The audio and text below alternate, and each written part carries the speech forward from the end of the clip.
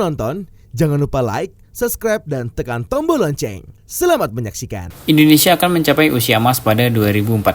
Pada tahun tersebut, Indonesia genap berusia 1 abad alias 100 tahun dan telah ditargetkan menjadi negara sejahtera serta maju, setara dengan negara maju lainnya. Untuk menuju ke arah itu, Menteri Kesehatan Budi Gunadi Sadikin menyebut perlu generasi penerus bangsa yang sehat dan pintar. Karena itu, gizi setiap anak Indonesia harus dipastikan tercukupi. Agar asupan gizi dan nutrisinya tercukupi, Menkes menyampaikan setidaknya ada 3 langkah penting yang harus dilakukan oleh kader kesehatan di Posyandu selaku garda terdepan dalam meningkatkan derajat kesehatan masyarakat. Pertama, Menkes mendorong agar kader kesehatan rutin melakukan penimbangan berat badan dan pengukuran tinggi badan setiap bulan di Posyandu.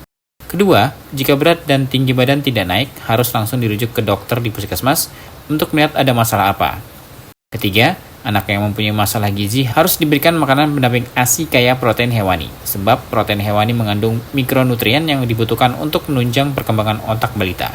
Direktur Jenderal Pelayanan Kesehatan Maria Endang Sumiwi menambahkan, dalam makanan pendamping ASI, pemberian protein hewani harus cukup, sebab saat anak berusia 6 bulan kebutuhan nutrisinya tidak lagi bisa dicukupi dari ASI. Asupan protein hewani juga sebaiknya tidak hanya diberikan saat anak mengkonsumsi makanan berat, pada makanan snack pun harus selalu ada protein hewaninya. Dirjen Endang menambahkan, untuk mengetahui efektivitas pemberian protein hewani pada tumbuh kembang anak, orang tua sebaiknya melakukan pemantauan setiap bulan. Apabila berat badan anak tidak naik, segera periksa ke dokter di puskesmas untuk selanjutnya diintervensi sebelum terlambat. Kalau pengen sehat dan pintar, anak-anaknya nggak boleh kekurangan gizi. Nah, supaya anak-anak kita sehat, terutama balita, karena perkembangan otaknya sangat menentukan di bawah umur 2 tahun ini, pesan saya nomor 1 kepada para kader, itu harus ditimbang setiap bulan, diukur panjangnya setiap bulan. Itu nomor 1. Nomor 2, ini suka lupa. Jadi kalau tidak ada kenaikan berat badan atau tinggi badan, bulan berikutnya harus dirujuk ke puskesmas.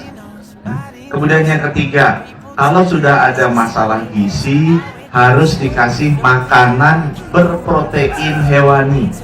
Makanannya boleh apa saja, tapi yang penting ada protein hewaninya.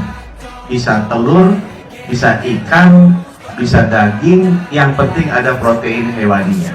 Karena protein hewani ini mengandung protein dan mikronutrien yang dibutuhkan untuk si balita menumbuhkan otaknya. Supaya apa? Supaya gizi nggak kurang, supaya anaknya pintar, anaknya sehat, dan nanti kalau udah besar, dia bisa kerja dan uangnya banyak.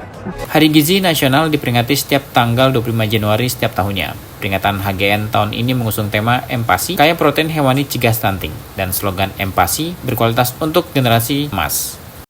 Tujuan dari peringatan Hari Gizi Nasional ke-64 adalah menggaungkan pemberian empasi kaya protein hewani melalui serangkaian kegiatan di tingkat pusat hingga ke tingkat masyarakat, serta melibatkan berbagai pihak baik pemerintah maupun swasta. Tim Eljon Media melaporkan.